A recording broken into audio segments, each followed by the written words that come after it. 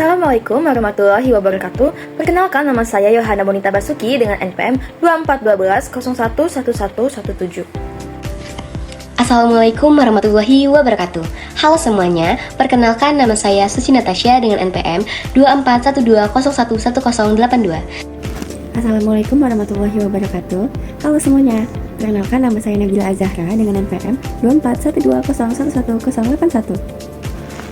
Assalamualaikum warahmatullahi wabarakatuh. Perkenalkan nama saya Mahfuz Pratama dengan NPM 2452011029. Ini saya akan menjelaskan mengenai arti penting dari keberadaan lembaga jaminan. Nah, lembaga jaminan berperan penting dalam sistem keuangan dengan meningkatkan akses pembiayaan bagi individu dan usaha kecil, serta mengurangi resiko bagi pemberi pinjaman.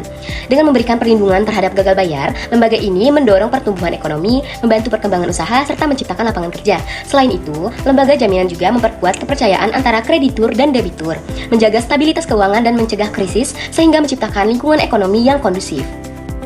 Saya akan menjelaskan perkembangan lembaga jaminan. Pada awalnya, masyarakat hanya mengenal gadai dan hipotek sebagai lembaga jaminan. Gadai kurang praktis karena barang harus diserahkan ke kreditur, sedangkan hipotek hanya untuk tanah dan bangunan. Hal ini menyulitkan masyarakat dan pelaku usaha kecil yang butuh kredit, tapi tetap ingin memakai barang jaminan. Karena kebutuhan tersebut, muncullah fidusia, yaitu jaminan di mana debitur tetap bisa menggunakan barang yang dijaminkan. Praktik fidusia mulai dikenal sejak jurisprudensi tahun 1932 dan semakin dibutuhkan seiring perkembangan ekonomi. Fidusia akhirnya diatur resmi lewat UU No. 42 tahun 1999 sehingga prosesnya lebih jelas, mudah, dan diakui secara hukum.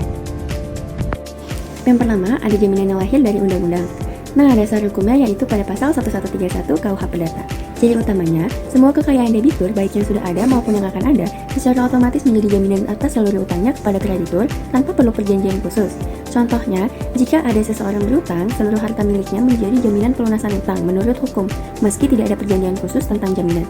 Nah, kelebihannya adalah berlaku otomatis dan tidak perlu dibuat secara khusus. Tetapi ada juga kekurangannya, yaitu tidak memberikan kepastian dan perlindungan khusus bagi kreditur karena tidak ada objek jaminan tertentu yang diikat secara khusus. Nah, yang kedua, jaminan yang lahir dari perjanjian. Dasar hukumnya dibuat berdasarkan kesepakatan atau perjanjian antara debitur dan kreditur.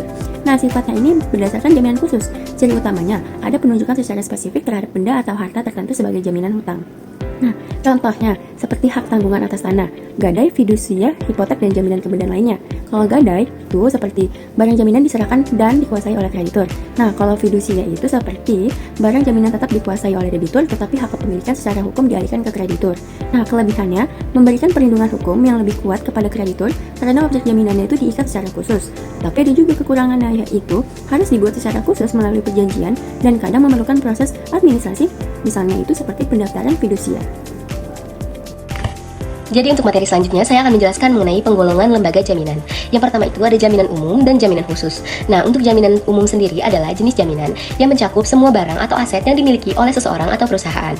Jadi, jika seseorang meminjam uang dan memberikan jaminan umum, itu berarti semua harta miliknya bisa dijadikan jaminan. Misalnya, jika seseorang memiliki rumah, mobil, dan tabungan, semua itu bisa digunakan sebagai jaminan untuk pinjaman. Nah, jika dia tidak bisa membayar utangnya, pemberi jaminan bisa mengambil semua aset tersebut.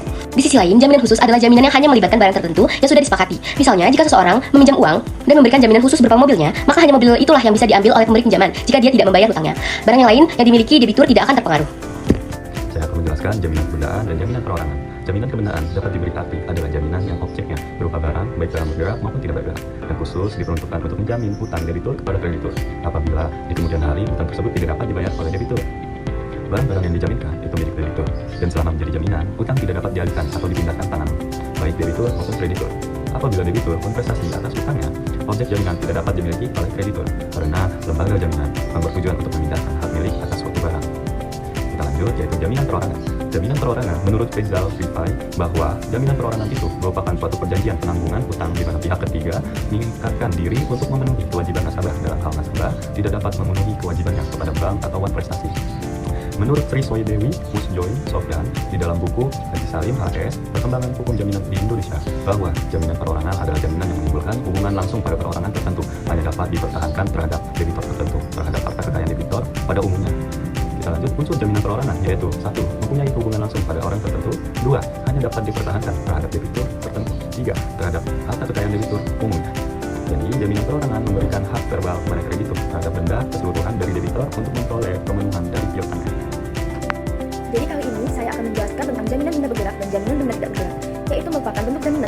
dalam perjanjian utang piutang atau kredit di mana debitur menyerahkan suatu harta kekayaan sebagai agunan kepada kreditur.